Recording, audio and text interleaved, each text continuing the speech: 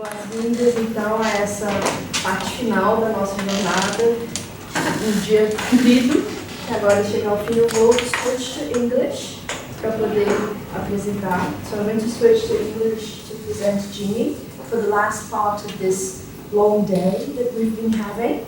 And Jeanne Dubino is Professor of English, Global Studies, Animal Studies at Appalachian State University, North Carolina, in the United States. She has been as a visiting assistant professor of literature and women's studies at Bilkent University in Turkey. This is going to be a long list, and all over the world. So impressive. A Fulbright scholar / researcher at Egerton University, Kenya.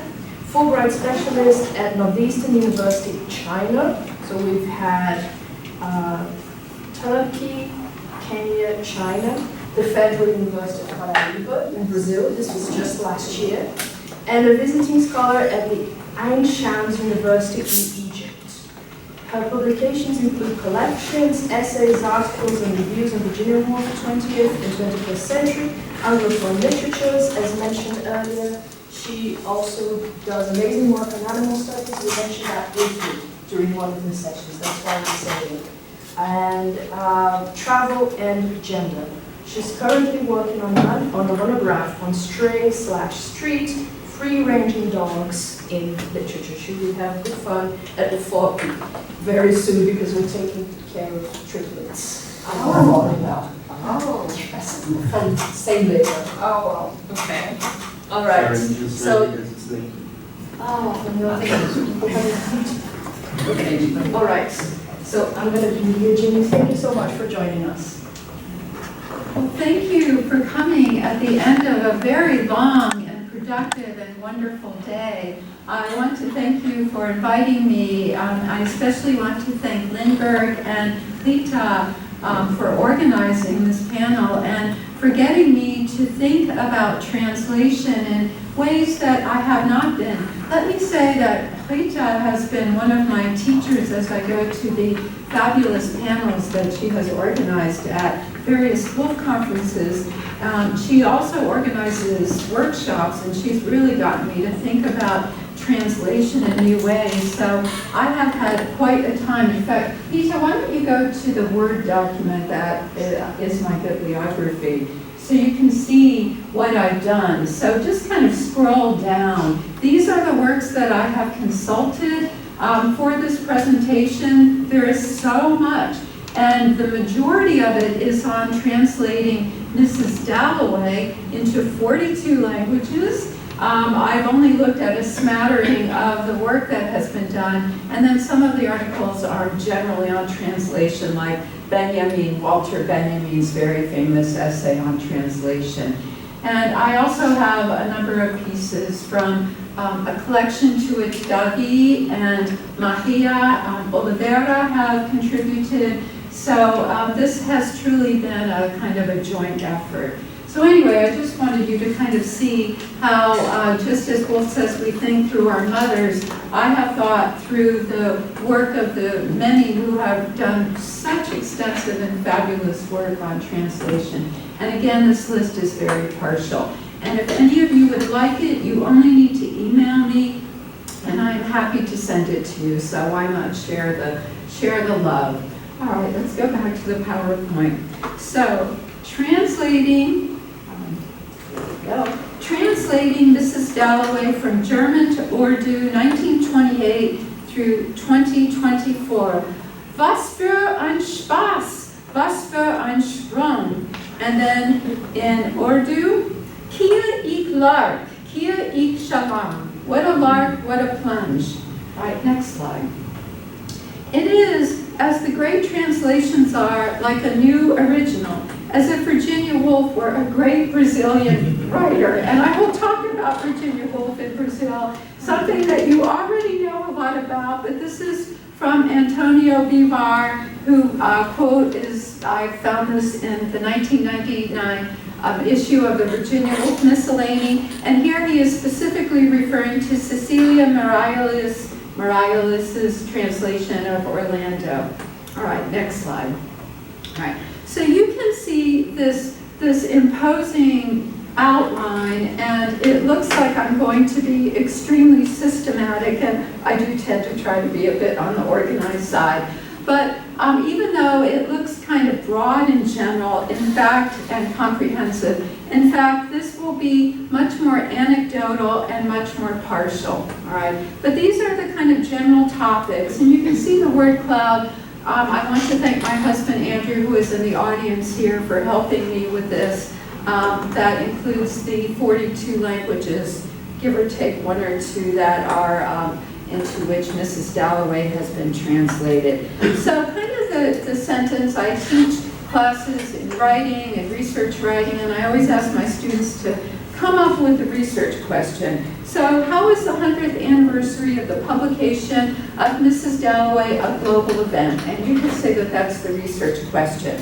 I will look at the vital role of translators in translation, and Woolf herself, as you know, was a translator, and we know this. Mrs. Dalloway has had an interesting global reception. I will look at a few fun stories, fun facts, as we say in the US. Do you have that phrase in Brazil? Do you call it fun facts? There is, okay, anyway, fun facts. And then I'll talk about the role of paratext, especially covers, Gerard Jeanne from his 1987 book. We'll look at some covers specifically from Turkey, a few translation strategies, which you know far more than I, and then some of the specific translation issues that Mrs. Dalloway poses. All right, so let us now go on to the first question. How was the 100th anniversary of the publication of Mrs. Dalloway a global event? Next slide. So, look at this chart, all right? This is the first of my two charts. We have 42, give or take, languages. I don't know if Croatian, Serbo-Croatian is one language or two. In some of the sources I found Croatian and Serbo, and then Serbo-Croatian. So I listed it as 3, and I think work needs to be done here. Where did my information come from? It's on my bibliography that I drew from 3 prime sources. WorldCat, which is really great. It's a great resource, open access. Also, B.J. Kirkpatrick and Stuart Clark's A Bibliography of Virginia Woolf, that was published in 1997. And then Marianne Cause and Nicola Luckhurst's The Reception of Virginia Woolf in Europe, a really wonderful book. Now, this isn't a perfect list. I learned this past spring that, for example, if you look at Turkey, 1996 and 1997, WorldCat has the publication date is 1976. In fact, it's 77, and so I imagine that there are other errors that need to be corrected. So we know that Virginia Woolf is really popular now. So many articles coming out on how globally popular she is. We have seen this on Virginia Woolf listserv, which I hope you subscribe to if you haven't already. So much great information there. But Mara Navarro has been among those who have been posting articles on the relevance of Mrs. Dalloway today and giving great histories and so on. And of course, she's just one of many. And we know that the amount of research on Virginia Woolf is extensive. When I was working on a collection in the mid-1990s, I saw a reference to a wolf industry, and that was referring to the early 1990s. So if there was an industry way back then, you can imagine what it's like now. And then we have Brenda Silver, who talks about Virginia Woolf Icon. That book came out in 1999. And then I reviewed a wonderful book called Recycling Woolf, which was published in 2022, which is about wolf on people on tattoos and wolf and astrology and the ways we recycle wolf in these fantastic ways. So anyway, she's really globally popular now. All right, I don't think we doubt that. But what I found in my research is her global popularity started pretty early. Within 3 years of the publication of Mrs. Dalloway, and I'm actually starting another essay on another talk on a room of one's own, and I was working on that today. So if I sometimes say a room of one's own, just delete it and replace it with Mrs. Dalloway. But her global popularity started early. in Germany. She was published, like I said, in 1928. And then you can see the next year, 29, is France. And then, interestingly, Catalonia, all right? Not Spanish, but she was translated into Catalan, and I will talk about that. But then you can see in the fourth edition that comes out, she was published in Argentina. She crossed the ocean. And a few years later in Brazil. So we can say she's kind of global. Then she moves over to Japan, to East Asia, makes her way back to, she's truly traveling. You can see this from the list here, to Eastern Europe and to Nordic Finnish, and then there's Korea, and then when the wall starts to fall between the Iron Curtain starts to fall, she's translated more in Eastern European countries, and now we have translations in Punjabi, in India. Let me just do a little sidestep. I was good friends with an Indian professor where I got my PhD, and she said, at UMass Amherst, she said, I would love to travel in the U.S. She said, you can go such distances and everyone speaks English, and not so in India, where there are 16, 17 recognized languages. And the most recent one in Urdu in Pakistan. And in China, Jeanne, a critic, refers to how in the 1990s she said that there was a wolf fever. There was wolf fever in the field of foreign literary criticism in China. All right. So this is the list of translations in chronological order, and the next list is a jumble. All right. And this lists the number of editions, which is an absolute approximation. It's a few years old. It's so rough that I would never, ever go to it. But it gives you some idea of the number of different translations and the number of different editions. But it is so not accurate. For example, World Cat lists Poland, or editions in Polish as there being only one. In fact, there are at least 5, all right, with one of the most recent, 2016, but maybe there has been one since then. And let's go to the next slide, where this is from Maria Aparecia Oliveira. Thank you so much for this article, but look at this, the number of translations in the 2000s. I love this, and this is a great article, by the way. Everyone should read it if you want to learn about translations in Brazil. And I'm going to be referring to your article, so thank you for that. Anyway, that's just such a cool and exciting list, all right? Especially this part here, and more are appearing. So anyway, just wanted to show that to you. All right, so next slide. Just wanted to pause on that. So I'm going to kind of go through, I don't have cool pictures for each of these categories, but at least you can kind of follow along. Now, obviously, the role of translators and translations is not just about Mrs. Dalloway, and these are things that you already know. But I think that I love the idea of translation when you think about Virginia Woolf's Common Reader. She wrote over 500 essays, in large part because she wanted to get others to love reading as much as she did. And I see that translations are a way of reaching common readers. So books are not just read by people who know the source language, they're read by people in countries. I spent 2 years in Turkey from 97 through 99, and it was so cool to see people reading Virginia Woolf on trains and buses. And so by then there had been a number of translations, and so she was being read. I hope that they were not just students, I hope that they were by common readers, but they are a way of making editions available to common readers. And I like the idea, and Oriana Paluski has written a wonderful introduction on translating Virginia Woolf, and I think you know her work if you know about translations.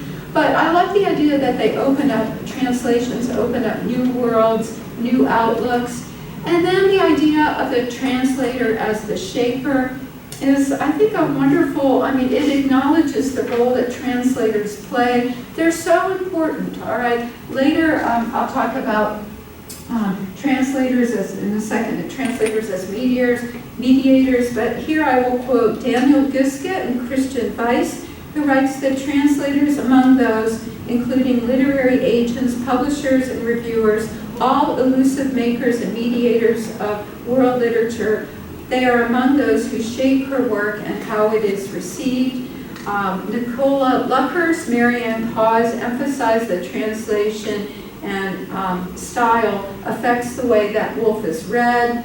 Paluski also writes about the translator as an interpreter, chiefly when the act of rewriting is clearly creative writing, as in the case of famous authors wording and adapting Woolf's Ode and other linguistic and cultural contexts. And I think of all the people who contributed, including David, again, and Maria Aparecida, to the Edinburgh Companion to Virginia Woolf in Literature, a good chunk of that book is about how Woolf, the role of translators and how she was received through translation. Charlotte Bousseau, French critic, says that translation provides the feeling, and I love that, it provides the feeling. And Rayleigh Marling, who contributed to the Woolf collection that I was referring to, Edinburgh Companion, says that translation, this is a direct quotation, creates new modes of reading. And then the translator as somebody who is a connector. I teach global studies now, primarily courses in global studies, and I associate, there are so many bad things about globalization, so many good things too, and I want to talk about the good things, and namely the way that literature is something that brings people together. Paluski writes about how Woolf's feminist texts increasingly travel around the world through translation. And I love that word travel, perhaps because I'm also into travel literature. But translation provides new ways of coming together, of introducing literature from one culture to another, and that's from Zoreh Garay and Hossein Vahid Dasturji, who have written about Woolf in translation, and I will refer to them again. And the translator is also a mediator among writer and audience, but also among cultures and disciplines. In fact, Emily Dalgarno, who unfortunately passed last October, she writes, this is a direct quotation, "Since the 1980s, the study of translation practices has focused on questions about translation as a cultural process and its connections with literary criticism, philosophy, and other disciplines." So it's not a standalone, right? It plays an important role among other disciplines. Guan Lanjing writes about how the translator needs to know the original culture and needs to know her own culture, their own culture, his own culture. And then this is a quotation from Ilyana, and again, this is on the bibliography, Ilyana Josephic Nishik, and if you want the full spelling, just ask me for the bibliography. But she says translation now has multiple meanings, and another direct quotation, she writes, "The very term translation has been used recently as a synonym for a wide variety of terms: linguistic translation, cultural translation, transposition, import, imposition, transcription, even certain kinds of cultural pressure. I would like to rethink some of these meanings, namely those which are beyond mere linguistic interpretation and much closer to inspiration." And this is on her essay on translating Mrs Dalloway. And then translation as a cultural encounter, you can see how some of these categories merge into each other. Cause and Luckhurst call translation the most significant kind of encounter. And then Emily Dalgarno problematizes these kinds of encounters in a post-colonial context. She observes that this concept significantly reorients the role of the reader by suggesting unsettling questions about the relationship to the native language. And then Paluski writes about translation as an encounter with oneself. It contributes to the development of a fluid identity process. And then translations are versionings, and that word comes from Brenda Silver's Virginia Woolf Icon. And Maria Oliveira refers to that beautifully in this quotation here. She writes, in search of a South American wolf, I found many possibilities for a writer who could not be labeled or categorized as in one literary movement. When her writing crosses the boundaries of Europe and America, and of course you are referring to all the Americas, all right, she assumes also a multi-dimensional aspect, kaleidoscopic as her writing is. Am I embarrassing by quoting you heavily? Anyway, I love that. I mean, you see all these different versions of Virginia Woolf. But then there's Françoise Pellon, who pops a bubble in translation and calls all translations as damaging as a necessary evil, so let's not forget that. But we'll just move on to the milieu of translation. Keep in mind that Woolf was often published and reviewed before she was translated, but then sometimes the translation precedes the reception. All right, so you have to look at the varying things. Often Woolf is first known as a novelist, and then as an essayist, and then people read about her life. All right, that's often the procedure that's followed, but not always. All right, not always. I mean, it's so random in some ways, and you'll see that.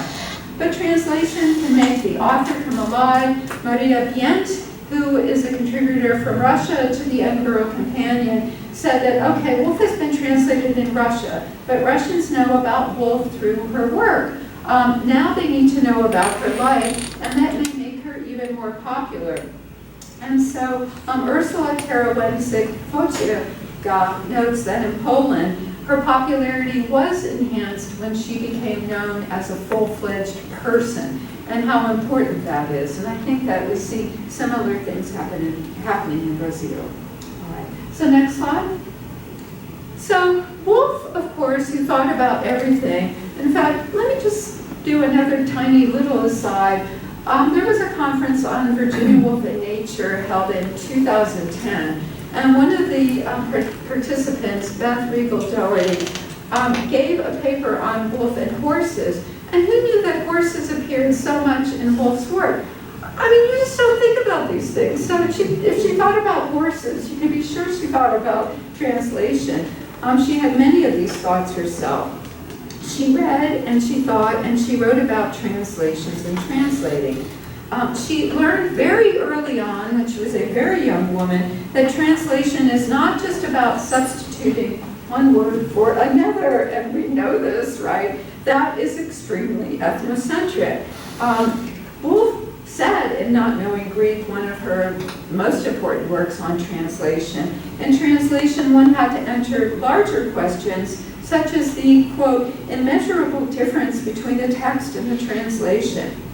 Boriana Paluski writes that Woolf saw her own writing as translation. This is a direct quotation. Woolf molds and plays with language. She treats it as if it were a form of translation. Her moments of being, flashes of awareness connecting past and present with present experiences, past with present experiences, can be seen as attempts to translate the internal worlds of her characters.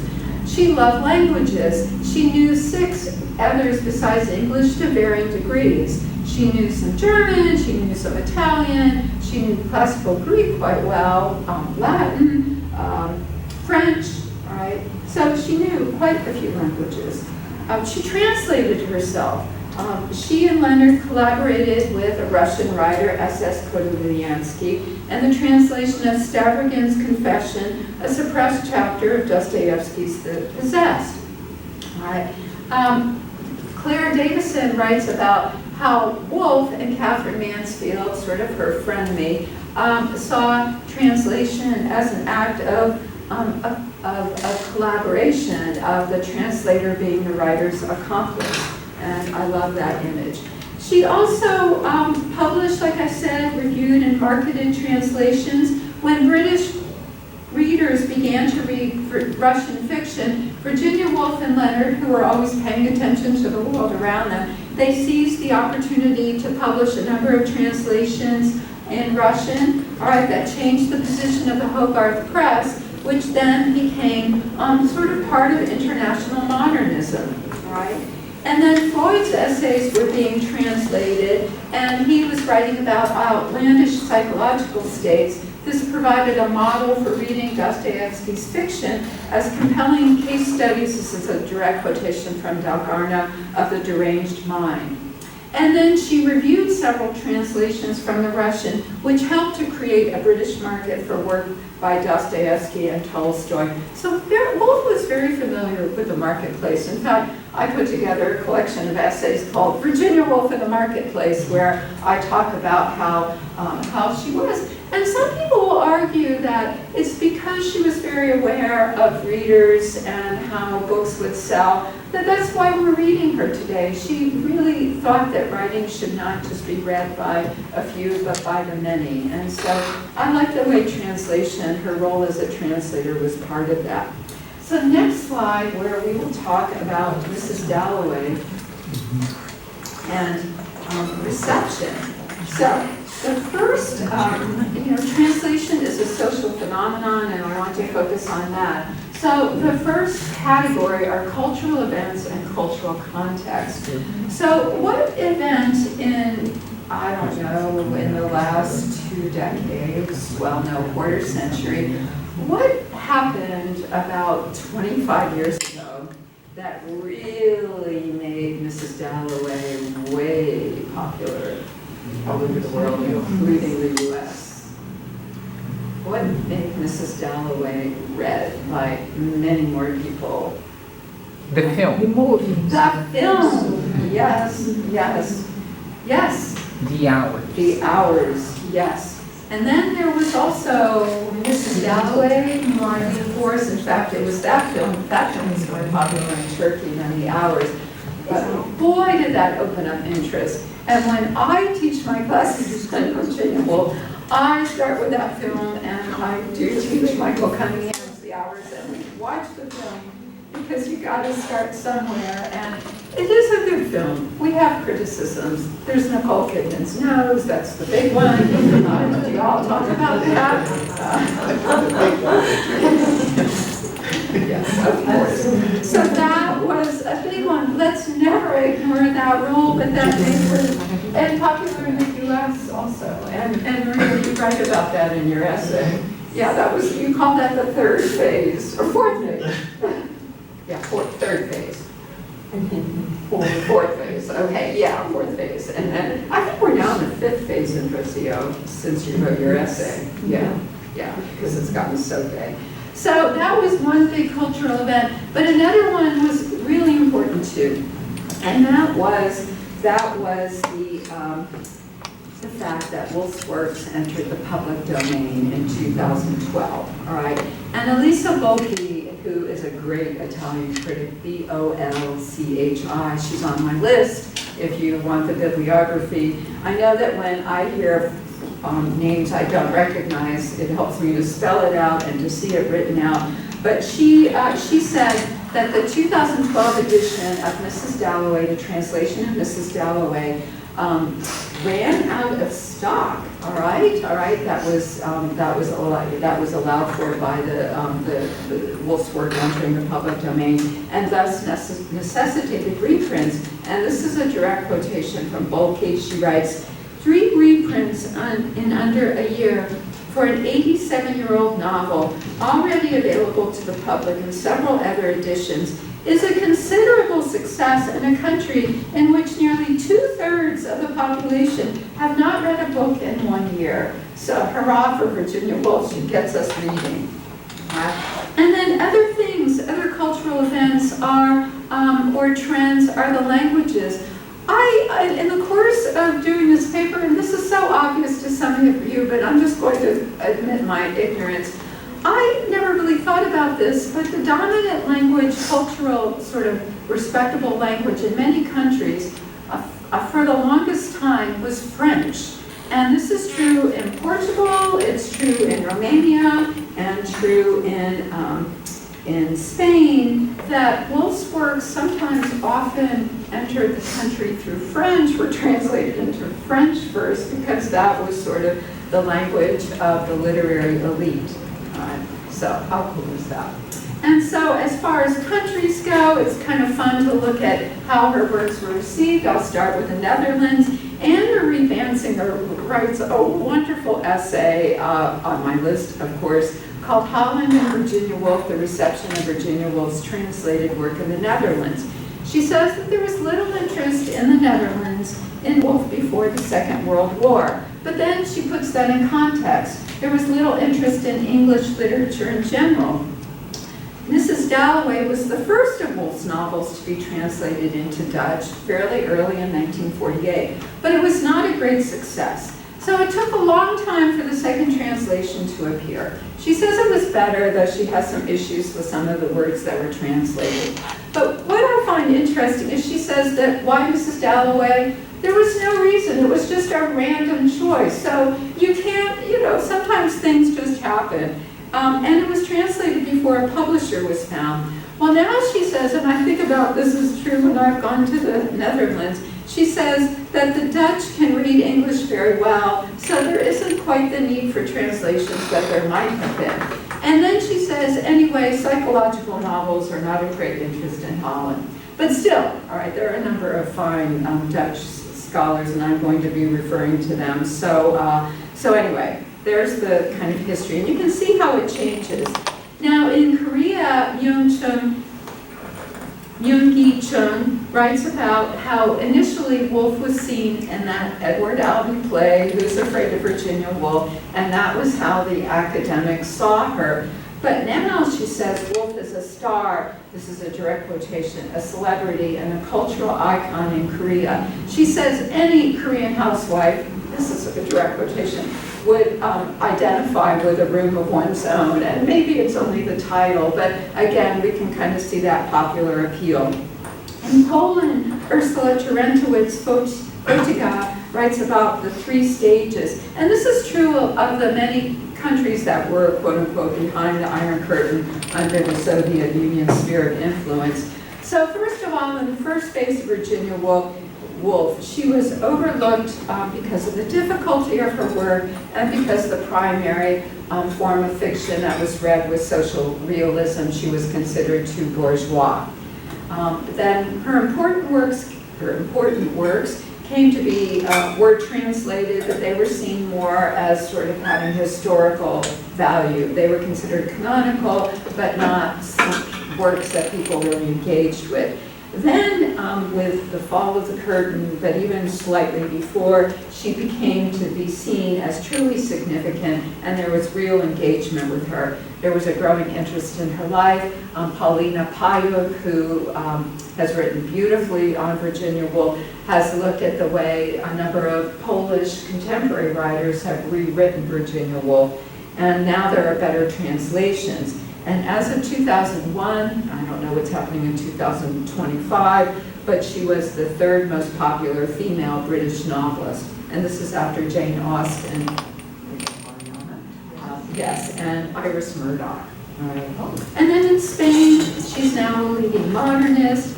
And then, here I'm referring to you again, Maria, there were 4 moments in Brazil that defined Woolf's reception in Brazil. Brazil first, by the time the first translation appeared in 1944, she was read by a small number of educated people. Then with the introduction of English studies in Brazilian universities in the 1960s, her works were included in the curriculum. Then the third one appeared in the third stage in the 1970s with the feminist movement. And then the last was in 2003 after the Hours, as we have said. All right. And then in Hungary, Woolf's reception was similar to that. In Poland, she was seen as a social realism prevailed. She was seen as too bourgeois. But now, her life and her works seem to have taken root in Hungary. Even now, under Viktor Orban, Woolf is still being read and taught. We keep going. And then Catalonia is interesting. This is, I briefly refer to Catalonia. So she was translated first in 1930. And a wonderful critic, Marta Ortega-Sanz, compares the 1930 translation and reception to the 2003 translation. So why was she translated in 1930? Well, it's because in Catalonia, there was a literary movement called noucentisme, and some of you may have heard of that. And it was kind of an avant-garde movement that wanted to publish anti-novels. Well, wouldn't Woolf love that? Anti-novels that deconstructed the narrative genre. Well, doesn't Mrs Dalloway fit that? And then there was a growing interest in translations. And so she was translated. And then she was translated 73 years later after because of the hours, 73 years later. And Said is critical of those translations because she said that they smooth over the translation because it smooths over the free and direct discourse, which I'm going to talk about, and there's too much of an attempt to appeal to a wider audience. So anyway, you can sort of see the dilemmas that occur.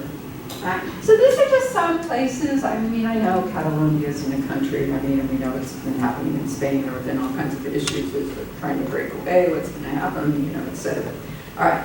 Well, moving on then to politics and war, we know what was happening in Portugal. There was Salazar's fascist dictatorship, which was not receptive to the writing of Virginia Woolf. And then we have Ceausescu in Romania. But interestingly, Adriana Varga writes about how Ceausescu strangely allowed for Woolf to be translated. I don't know why, maybe because he couldn't understand her. But anyway, he was such a repressive leader.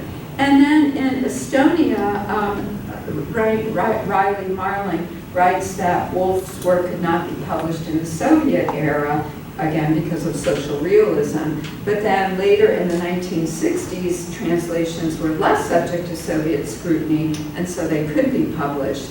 And then, of course, Spain went through the Spanish Civil War, World War II, or Spanish Civil War, the Second World War, and then the wonderful and lovely, and I think hugely ironic, Franco, and so not very receptive to Virginia Woolf.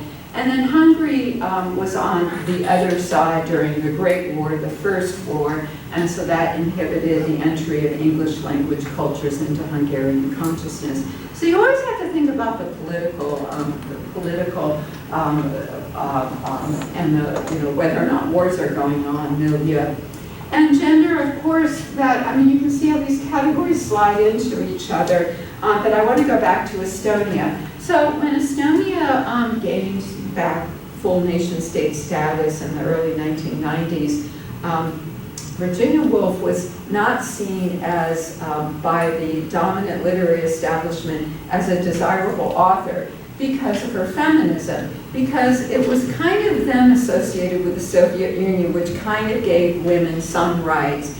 And then it was also associated with the West and liberalization. And when Estonia was rebuilding as a country, they wanted their own sort of identity, and Woolf wasn't part of that.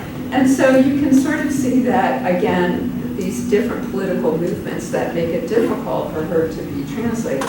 But by now, she is, all right? She is quite loved in Estonia. All right, things have changed.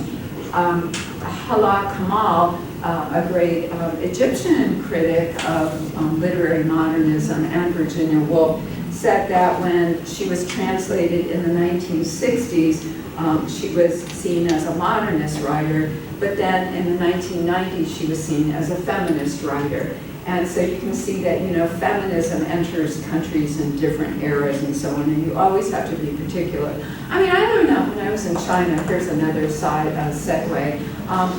What does feminism look like in China? Well, I noticed that when I was there until I used to go there almost every summer until 2019, I noticed that many Chinese students and professors wore very feminine kinds of clothes, and I thought how interesting that was. And then I read a wonderful essay about how during Mao and Maoism, people were sort of forced to dress the same way, and to dress in a very sort of feminine way was to take back your identity and to be a feminist. And so you can't say, oh, why are you being so regressive from, a sort of liberal Western point of view? And that there are multiple kinds of feminisms. And of course, one is always careful to use that word. So I always think one has to be so culturally specific. And the best translators know that, all right? And then still talking about gender, think about Italy's fascist regime.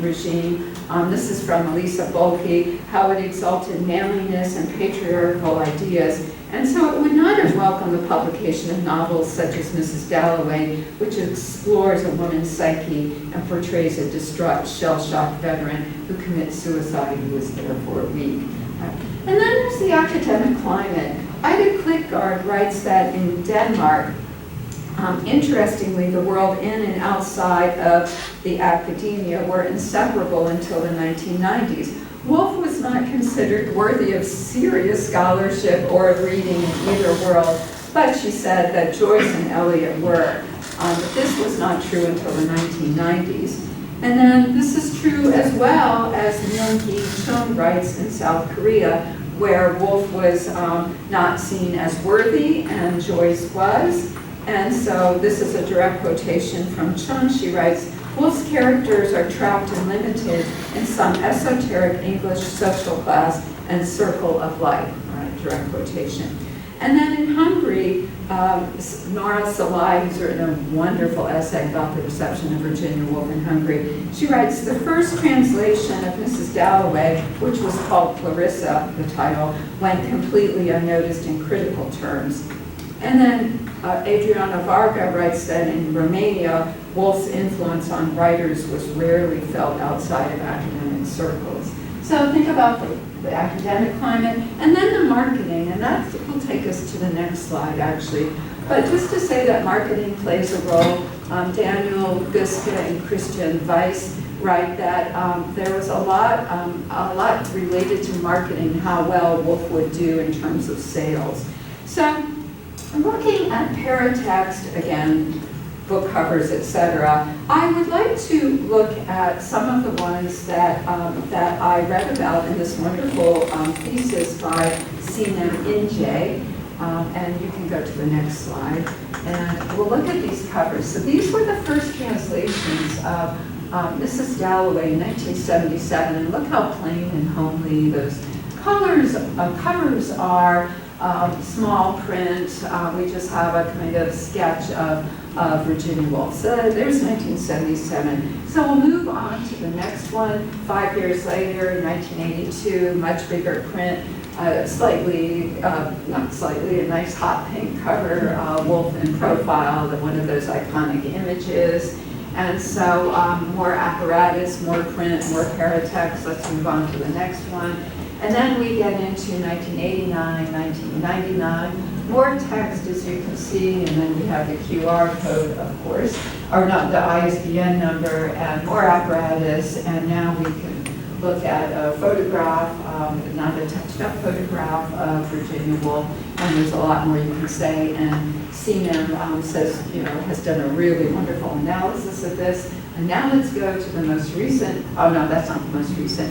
Here's the 2012, which was occasioned, remember, by the open, when Woolf was it entered the public domain. Purple means a lot in Turkey, by the way. It's a very significant color. In fact, this house for women, which unfortunately, I hope it's back, but it's for women who have been harassed, abused, etc. A safe house is called Purple House because of the importance of the color purple. Again, more paratext. And then the next one, and these are more recent editions. And look at this one, really wanted to appeal to public audiences by Dalloway. Well, you'd think Mrs. Bayan would be Mrs., and it does, but actually in Turkish you would have your first name followed by Bayan. That would be the proper way, so I don't even know why we have this. I don't know, it must be kind of confusing for Turks. So anyway, you can see sort of the different ways that covers can appeal. The paratext works with a translation to appeal to audiences. And then I wanted to, we'll stay on this slide, and I wanted to talk about the issue, and again, I know I'm probably talking to those of you who know a lot about this, but the issues of retranslations. So Cansu Canseven, another Turkish critic, writes about retranslations. And so she looks at three separate ones from 1977, 2012, and 2013. And so she says that there are passive translations where a lot of time happens, the first translation is praised, a lot of time passes, and then the second one comes out, that one's praised, but then that second one might be followed by another one that same year, and then you start to see a lot of criticism that translations affect each other, there's a lot of debate, and so it's neat to sort of see the way these translations kind of talk to each other, and so that's another issue that comes up. All right, and I think that's something to think about. And Mrs. Dalloway, again, this keeps coming up with Mrs. Dalloway. All right, next slide. So this is something that all of the translators in the room know so well. All right, descriptive translation studies, which, I'm skipping down to number 2, I'll jump back to number 1, but which works with the source text and the target text.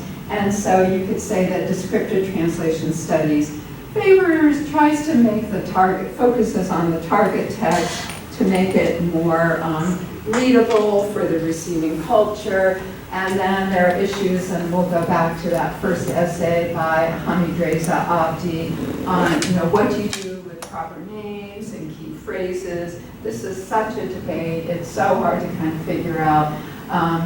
Galina Yanovskaya writes about lacunae narrative and meta-narrative, where lacunae are gaps between the levels of narrative, the surface or the textual space, and the meta-narrative, or the author's intended meaning. What do you do with that? I mean, as I'm reading about these different translations studies, I think you may as well go into math. I mean, it's so extremely interesting, and there's so many different rules. And then I read in Jeanne's thesis, East Meets West, Chinese Reception and Translation of Virginia Woolf, and thank you for making your dissertation open access, that she writes about the movement from polysystem theory to cultural studies, where polysystem sees literature as part of a network of systems that interact with each other, whereas cultural studies approach is more integrated. It works with multiple disciplines such as psychology, ethnology, philosophy, and linguistics. And she says that the cultural studies model marks the shift of translation studies from a discussion of equivalence to broader issues. And so you can see that these articles are so fascinating. And then the next slide will show the table of contents by Mary Snell Hornby in her The Terms of Translation Studies, published by Benjamin's Translation Library out of Amsterdam, open access text. But you can see the many different ways of doing translation. And this it was published in 2006, but of course I learned from Leo about queer translation, and there, the different kinds of translation studies has absolutely been burgeoning. And so that book, again, open access for those of you who are interested in it. So you can see how variable what it means to do translation, how complicated it is. Well, let's now look at Mrs. Dalloway's specific translation issues. And so free indirect discourse, which was taught to me as the stream of consciousness back in the day, and gender, orality, the dense texture of her writing, and then we'll look at some examples of translation. So I'm just going to feature a few quotations here. This is from Paola Faney, who writes about free indirect discourse and how important it is to try to reproduce that. And she says, in I think sort of a very kind of call to arms, why should one trivialize her very melodic patterns? If Woolf's objective was a densely, can you go to the next slide, sorry. If Woolf's objective was a densely polyphonic and evocative discord, can we allow free indirect speech to get lost in translation? And if, in the unfortunate case that it does, what are the consequences of this loss? It's a big loss. I love that quotation. And here we have Gary, who says that, in fact, he says, when Woolf is translated into Farsi, he says, it's wrong to say that we don't have free or indirect discourse in Farsi. And so he is also defending this language and saying, you're not going to eliminate, if you're doing translation properly into Farsi, you're not going to, he's making a case that you can keep the free indirect discourse because that is present in Farsi also, he writes, and you can see that on the screen. Although some studies have attributed such deviations from the style of the original writer to the structural differences between Farsi and English, or domesticating strategies on the part of the narrator, this study rejects such argumentation and establishes the fact that these imported narrative features have been in use in Farsi novels and that they thus cannot be considered alien to Farsi. But then Charlotte Poisson, and I don't have a quotation from her, she says, there are cases when free indirect discourse cannot be replicated in the French. Again, you got to work with the language, right? All right, next slide, gender. All right, there's so much to say, but I just have, I'll work with only 2 quotations, and so I'll start with this one. I hope I have all of them, but let me start with this one. Let me go back to, oh, I guess I forgot it. Anyway, Paluski writes that, as far as gender goes, I guess I didn't put that on the screen, but she writes about how, what do you do with English as a neutral language when you're translating it into a gendered one? And I think that you know that very well. What do you do? I think that has to represent all kinds of things. Okay. Oh yeah, that's right. That's the right quotation. And then the next one. Yes, good. And I lost that one. But let me just say that there is a Dutch critic, Van der Vaart, who says that the Dutch language is kind of clunky, all right? And so she says that characteristic of Virginia Woolf's writing is the combination of a highly refined and intelligent way of thinking and a simple and robust way of handling the English language. A highly woman-like handling of that language too, whereas Dutch has always a tendency to clumsiness. So anyway, you can sort of see that even the language, it seems like Dutch might be kind of masculine and Woolf's writing is kind of feminine, and so what do you do when you make that translation? And then here's the one on orality. Fanny writes on orality. If it is orality that Woolf aims at, then orality it should be, and what is seemingly lost in translation can be made up for by adapting the translated sentence to give it the sound of oral speech. And so sometimes you do have to kind of make these decisions. And again, that's where the translator is playing the role of mediator and interpreter and trying to work with the text and trying to work with the target text and all of these decisions that have to get made. All right. And the next slide is on the dense texture of her writing. Guskett and Weiss write about Lutzenberger's translation of Mrs Dalloway, and they say that it is no wonder that Woolf's lyrical prose, her metaphorically dense texture, feels more labored than Lutzenberger's version. And they say it's because of the German language. This is not owing to the translator's lack of time and talent or her attempts to fill in some details, but to the structures of the German language, its polysyllabic morphology, penchant for compounds, and complex, highly subordinated syntax. You know, the German language, they create these long, long words. It's very cool language. All right, and there are frustrations. A number of people have written about frustrations with translations of Virginia Woolf, and I think we can go to the next slide. Yes. Ida Klitgaard writes that an original, the first translation of Mrs. Dalloway was old-fashioned and grandiose, but then she says the most recent one is just a little too relaxed, and so it's so hard to get it right, isn't it? And then Sergio Carosa is very critical of one of the earliest translations of Woolf's writing in Italian. You know, how Woolf did not want a train track, riding through. She wanted the free indirect discourse. And so Sergio Carosa writes how Woolf's writing was way too regularized and that beautiful free indirect discourse was removed.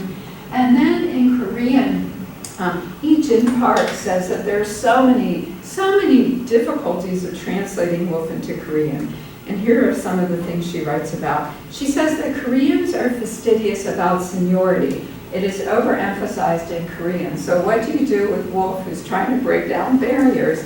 And in English, there's a gender difference, say, between niece and nephew. But in Korean, there's only one word for niece and nephew, and that is nephew. In Korean, there are 4 words for brother and sister, each based on seniority. In Korean, I did not know this, they only use commas and periods. No of those semicolons, which of course are so important in Woolf's writing, and no colons. What was that? No passive voice, and there's only one word for blue and green. So what do you do with a short story, blue and green? Right? So all kinds of things. And then Maria Oliveira criticizes the first translation of Virginia Woolf's works in Brazil in Portuguese because it normalizes her original language, whereas she compares those that try to capture her revolutionary languages. So this is just a tiny sampling. I mean, there are 42 different translations. Imagine what's going on around the rest of the world, and I'm only looking at a few. All right. So, and then there's also the translation of the title. I told you that Salai had said that Mrs. Dalloway was translated, the title was translated as Clarissa. Well, Guska and Weiss say that the first translation was A Lady of 50 Years. And so why did they choose that? And they were going riffing off of Goethe, who had written a novel called A Man of 50 Years. So you can kind of see, how they're with the translation. And then here's Nora Salai. Even decades later, there are factual errors in Hungarian Woolf criticism, where Marcel Benedict misspells Woolf's name and thinks that Mrs. Dalloway takes place in 1 hour. So these things happen. All right, and then the next one, Dutch. I know that this is a little technical, but I just think it's kind of neat to see, I'm just going to give 2 examples, all right, of 2 passages. So the first important line that I heard being discussed in the last paper, Mrs. Dalloway said she would buy the flowers herself. Well, this is how Micah Roosmarin translates this first line.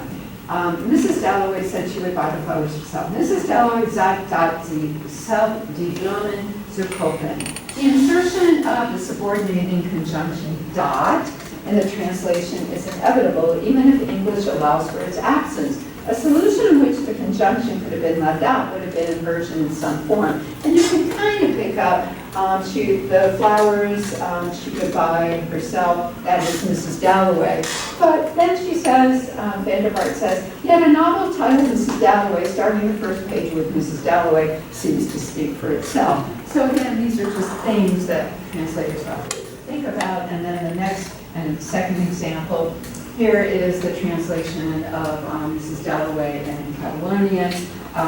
Clarissa muses on Peter Walsh's return from India. He would be back one of these days. The free indirect speech is made closer to indirect speech by Jordana, who translates Trovaria, Raquel, those. Similarly, a little later in the text, this moment of June becomes that moment of June. And on a morning like this is rendered that morning, a morning like that. This would seem to illustrate Jordana's obliviousness to what Woolf is attempting to do, that is, reproduce the intimacy and immediacy of the character's thought process. So, just a few examples. So, final slide, this is the concluding thoughts. Such expansive scholarship on Woolf's translation studies and Woolf. Fantastic to see. Just even thinking about Woolf and translation around the world brings up whole worlds of languages and cultures. I mean, a kind of case study that opens up so much. We see the just sheer joys of difference, and to me that's one of the best parts of globalization. And I think that her translatability is part of what makes all her work, especially Mrs. Dalloway, so global. Thank you for listening.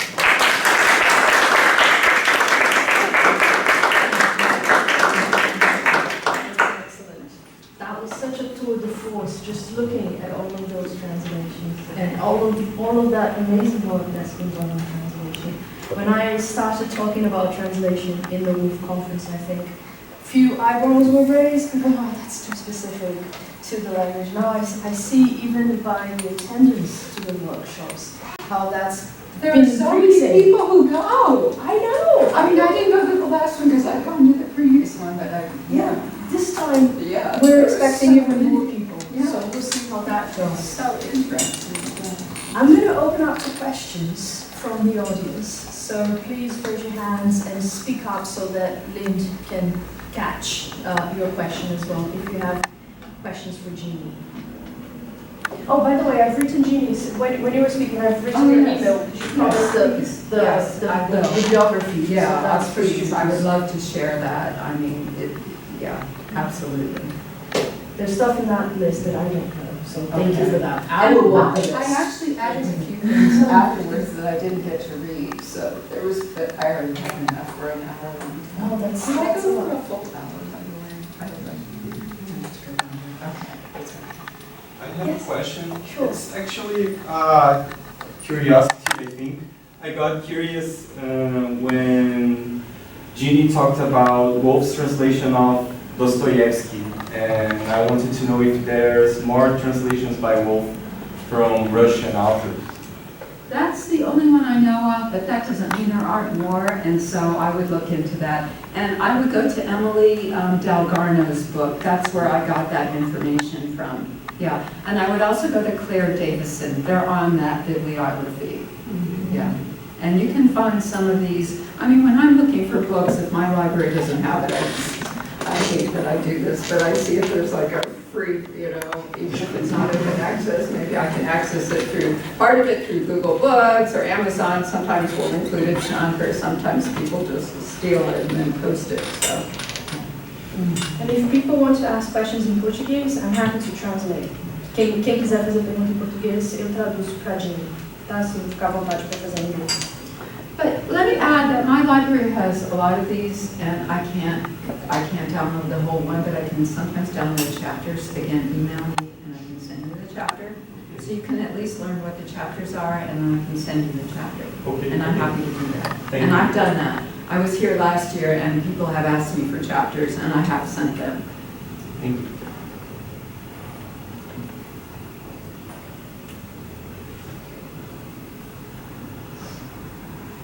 All right. Yes, please. You've mentioned that Woolf translated himself quite often.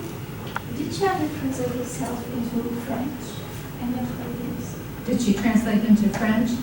I think she had a reading knowledge of French. She did not speak it like so many people in Bloomsbury did.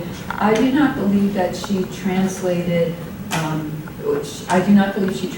anything for publication, but while she was writing Mrs. Dalloway, she was reading F. Scott Moncrief's translation of Proust's Remembrance of Things Past. And so she was taking notes and paraphrasing him, and then she was also thinking about how her book, her novel, Mrs. Dalloway, would be translated. In fact, it's a myth to say, now people agree, that it's a myth to say she didn't care about how her works would be received. She did care. But, so anyway, she did take notes in, and you can go to her reading notes and find translations, but those were not published. She had a pretty decent reading knowledge of French, but not so It much was for a very writing. good one, Yeah, it was really good. Vittorio Campo wrote to her in French. She could read, but then she would reply to English. So it was a very interesting correspondence that's just been published here in Brazil as well. And Vittorio Campo would sometimes write in French. She would mix English, French. She was someone who was really bilingual in French and Spanish. And she of course knew some English, but she wrote to Woolf mostly in French.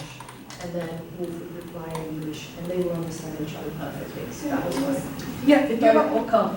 I read these letters. They're great. Yeah, I think it's so funny because Victoria Campos, she seems to be, at least in the letters, to be so excited to be publishing Virginia Woolf, and she says Borges is translating, but Virginia's answer, they're all so laconic. She doesn't seem to care at all to them. She can be such a snob. She doesn't seem to care at all. Like, okay, dear, It's fine, leave me girl. alone. Yeah, Don't don't write sit me down. anymore. Forget about me. She's so, I don't know what goes to Victoria Camp. I think I don't know. I have no idea. I think she really couldn't care much. I think that Victoria Woolf's role as a translator or as a mediator helped Woolf a lot to be known in Spain and in Latin America. That was so important. But then Borges, who was such a son of a and he fictionalized saying that was not me who translated A Room of One's Own, it was my mother. But I don't understand why Victoria Ocampo didn't translate A Room of One's Own herself. Why can she give the task to Borges instead of translating it? I don't know. I think she wanted to play the role of the patron. Maybe. The patron of that translation and mediating the relationship between the author and the translator. And of course, Borges was already, as has always been, a very prestigious literary name in Argentina. And Victoria Ocampo, I think she wanted to publish in that journal, I forgot the name. That's it, yeah. I don't know. But what called my attention is Woolf's reactions to her letters. It's not great. Yeah, she doesn't seem to be very enthusiastic of the idea of being translated in Argentina. I think she was. She was enthusiastic with the idea of having Mrs. Dalloway in Spanish. And, but Woolf used her to make Vita channels also. Yeah. So I think Victoria Ocampo's role was really important. No, definitely, but what I didn't care. definitely, it was definitely important, but the point is that I think Virginia Woolf's reaction doesn't seem at that moment to see the importance of this gesture, this act of translation, this translation act being translated in a Latin language in South America, right?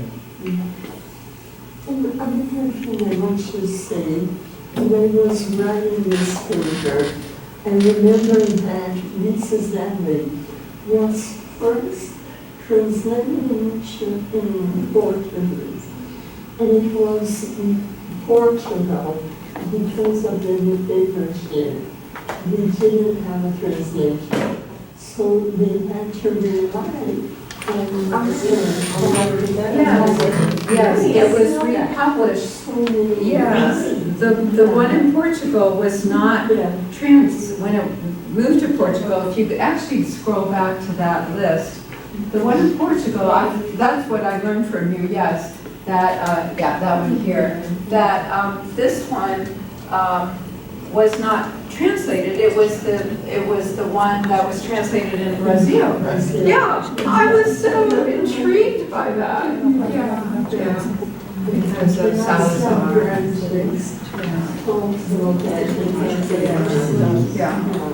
Was it marketed in Portugal as well? Or It wasn't translated there. But I think it's interesting that but the Spanish one, I mean, it was translated in Argentina, not in Spain, and actually printed it. And then later it appeared in Spain. the qualities were. Yeah, and the qualities, yeah, the post qualities, yeah. Any other questions? Okay, well, thank you, Jeannie, so much, and thank you all for being here.